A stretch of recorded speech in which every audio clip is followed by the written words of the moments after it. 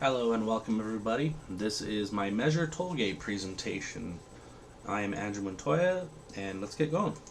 So just as a quick recap, I wanted to go over what I'm actually working on. Right now I'm working on the writing and the collection of the ABQ Biopark Aquarium's SOPs, or Standard Operational Procedures. We really don't have an operational procedure manual, so I'm trying to collect as many SOPs as possible to put them in one central location for everybody's use. So what's going to be covered today? I'm going to go over my as-is mapping, my impact and survey information. I'm also going to talk about what other cities are doing, the civil impact it's going to have, and some of my data collection. So the first item I'd like to go over is my as-is mapping. And a previous assignment, we went over. Um, Tom wanted us to create a as-is map, and it only documents what the procedure is like right now, not how we recommend how to fix it, just how it is. So a new aquarist comes in, they're trained, usually by a B29. Aquarium knowledge is passed down hand to mouth. A manager may or may not check the progress of the training. At any time, that aquarist, the new aquarist, can be pulled to a different area, and training a new aquarist is complete when the new aquarist is assigned to a new area. Now, these red blocks here are what I see as negatives that come from this process. So a new temp aquarist will stay for 2 years max, usually less. We'd like them to stay longer, but since they're on temp contract, they are not allowed to stay longer than that, so I see that as a negative. Turnover is a regular occurrence. Protocols, there's no handbook or SOP or manual. Everything is just passed down by mouth. There's no deadline on when an aquarist should be trained. They don't say, well, I'll get this person trained in the next month or so. It's kind of just, okay, here you go, train this person, and no one really ever checks up on how their training is going. So, and like I said, little to no oversight. Now, these purple and burgundy, are normal aspects of the process. So, an aquarist shadows a trainer. The new aquarist learns aspects of the B29's job. And the new aquarist has no knowledge of the assigned area. An experienced aquarist will give them a quick overview of the system. Again, these are just normal things that come from this process. And blue are things that I see can be positives and they can be worked on, but this is just positive from this. Some written protocols do exist inside of the aquarium, but they're pretty old and they need to be updated. A small checklist of things to train on may or may not be needed to turn in. There's a small checklist of items that an aquarist needs to learn, but again, there's no oversight, and managers hardly ever ask for that form back. So next, I want to go over my impact and survey information. So talking with my coworkers, I handed out a quick survey. I think it consists of 9 questions. So some of the things that we covered was, how does this affect employees and customers? So overall, the employees said it's going to be easier to operate the aquarium. It's going to give the employees less anxiety, and more knowledge is easily accessible.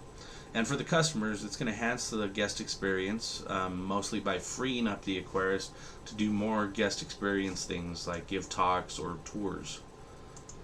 So time spent in productive hours, asking each aquarist how long they have been working on this project, because I need the help of every single aquarist. Each aquarist took approximately 2.5 hours to write the draft form of their SOPs, totaling about 25 hours so far. Now, as far as revenue goes, one big selling point for me to my managers to get this approved was that this project costs no additional funds.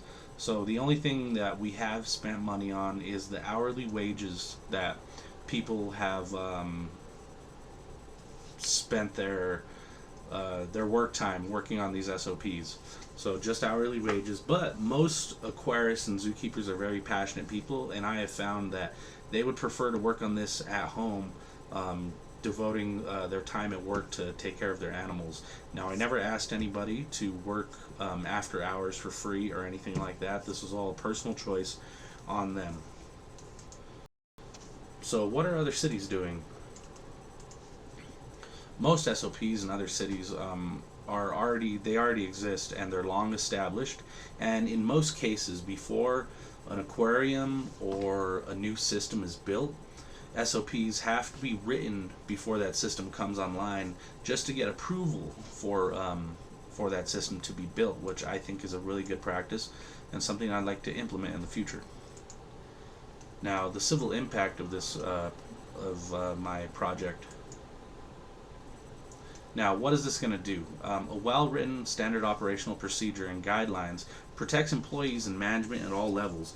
Now, let's say, for instance, an employee was doing something, let's say stirring a sand filter, and they got their hand injured while doing that.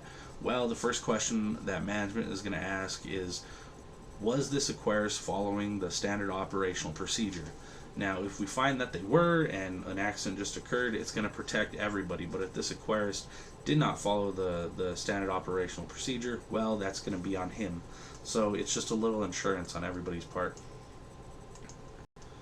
Now, I'd like to move to my data collection.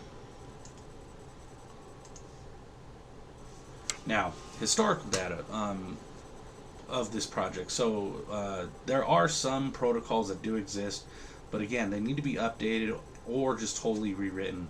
Some attempts have been made to make an SOP manual, but that usually fails due to the employee leaving or failure from lack of support from management. Updates.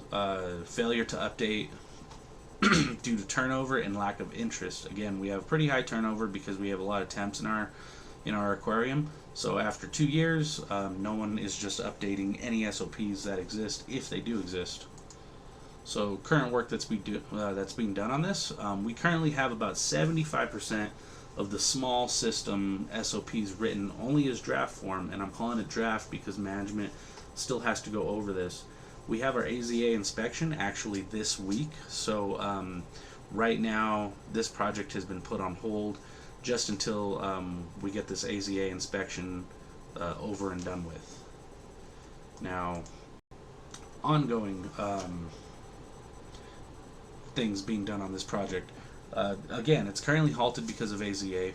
Other aspects of the SOP, things like education, life support, the lab SOPs, the dive SOPs, all of this is going to be collected at a later date, fall and winter.